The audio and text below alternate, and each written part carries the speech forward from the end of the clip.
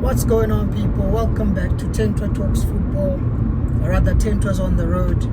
I haven't done one of these in a minute, but I just thought, you know what, let's do one of those, because I've been seeing a lot of people, Man United fans in particular, excuse me, there's a new narrative that basically Man United are struggling to play football, or we're playing poorly because we're playing in a 3-4-3 system. And I genuinely think that's not true. Like, the truth could not be further from that statement, because people seem to forget, right? Under Erik ten Hag, we were playing a 4-2-3-1 and we still struggled. And I mean, we really struggled. So much so that, where did we finish last season? Was it in the top 10? I don't even remember. Were we 7th? Were we 8th? Were we 13th? I don't even remember. But basically, the point I'm trying to make here is that under Erik ten Hag, we absolutely struggled. And the biggest reason that most of us, well, I know me in particular, my biggest reason why I wanted Erik ten Hag to be sacked was the fact that this is a guy who came from Ajax. He was playing one of the best football in Europe. I remember watching the game when they went to Madrid, away at the Bernabeu. They smashed them at 4 or 5-0. They went and did the same thing to Juve. They beat them 3 or 4-0 away in Turin. Ten Hag was playing a 4-3-3 formation and basically possession-based football at Ajax. So obviously, when I saw him doing well at Ajax, I wanted him to come to United. He then came to United. They played the 4-3-3 system for 2 games. And after 2 games, because he was losing, I believe we got hammered by Brentford, about 4-0. So him seeing that we got hammered about 4-0 by Brighton or Brentford, he decided to abandon his principles and his philosophy. And that's exactly where Erik ten Hag lost me. Because in as much as I understood he didn't have the players to suit his system, I just felt as though he abandoned his style of play and his system way too quickly for my liking. But then that aside, Erik ten Hag then proceeded to coach United for another year. He then got his players, or players that he wanted, players who would preferably suit his system. And when he got those players, he didn't go back to his 4-3-3 and play free-flowing football, attacking football like he did at Ajax.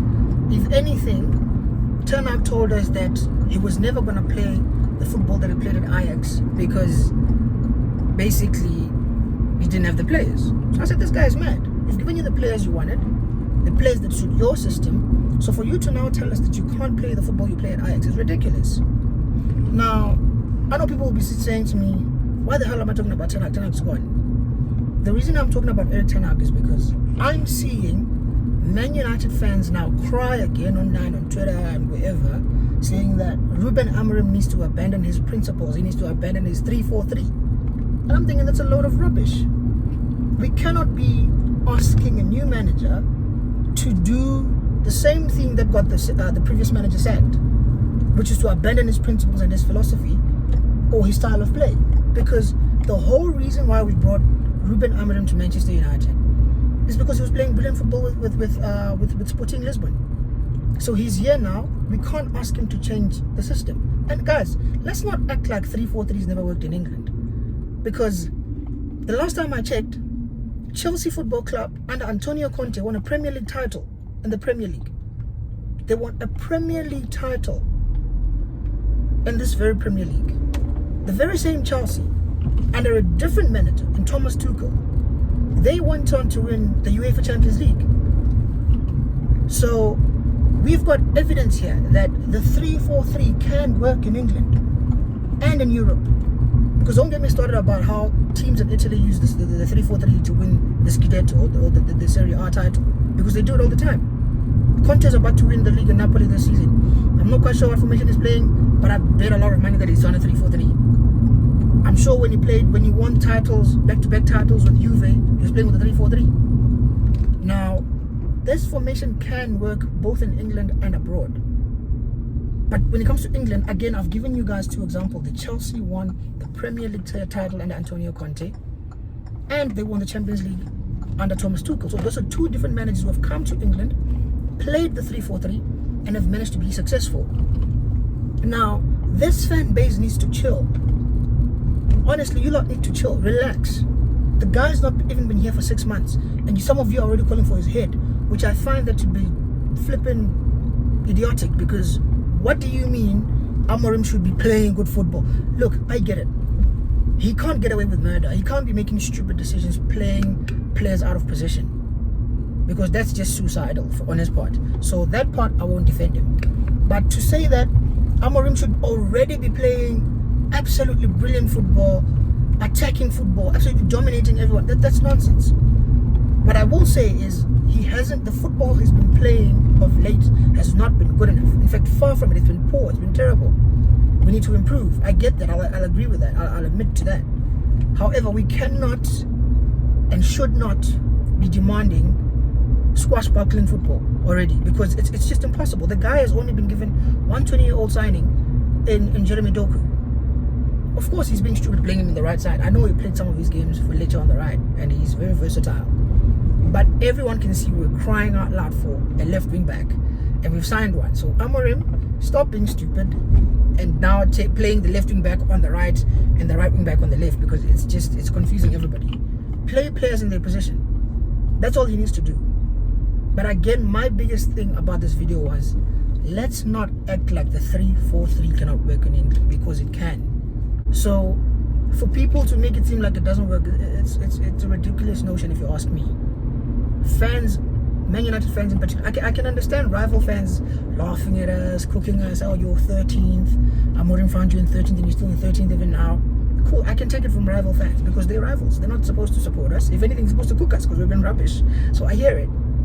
But when Man United fans now want to call for this manager's head, by the way, half of these fans that are calling for the manager's head are the same fans that backed Eric Ten Hag blindly.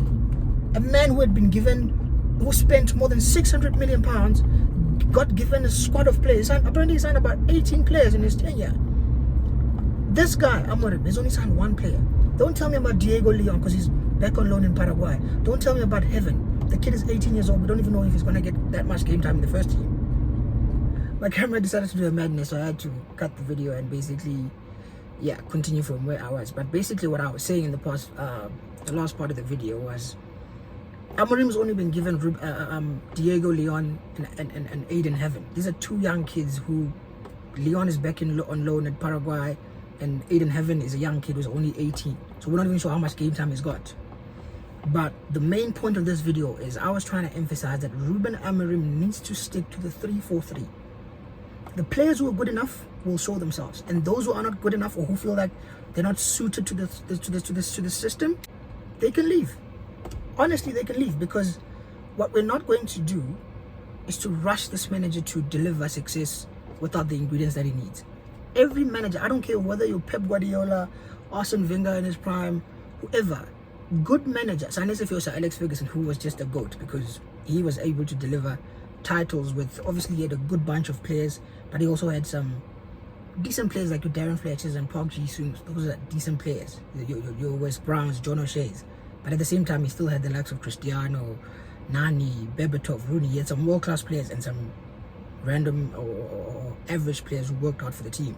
But with Amorim, he doesn't have world-class players. Not a single world-class player in the Man United team. This current Man United side does not have a single world-class player.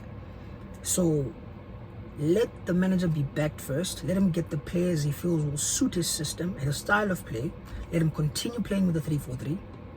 And only then can we fairly judge him, because judging him now, if you ask me, is ridiculous. It's unfair. The manager's not got his players yet. What I will say again, and I repeat, he needs to do better with what he's got. Because us losing every day at home is just, it's nonsensical. We've lost, what, 5 of the last 7 games at home? It's unacceptable. But to ask for his head, that's unthinkable. What I'll ask from Amorim this season, based on what we have, please just deliver me the Europa League so we can be the Champions League next season.